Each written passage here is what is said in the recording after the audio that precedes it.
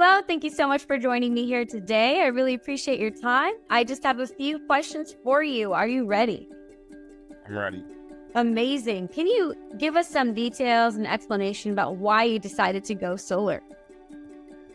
I went solar in my previous house. It was a pretty decent experience. I didn't necessarily live at home long enough to reap a lot of the benefits, but I knew at this new house, not having any large trees on the backside of my home and having a lot of electric utilities, that it was something I wanted to invest in. I was okay paying a little bit more than my electric bill now to save a lot more on the back end. So it was more of a long-term investment for us and be a little bit more conscientious of the environment.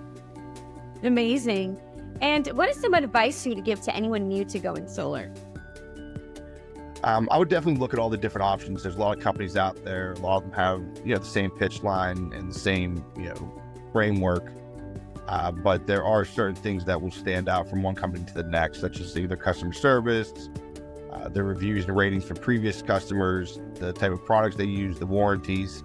You need to really take time to look into all of that and make sure that, it's legit and kind of, worthwhile, worth spending your money on. Fantastic.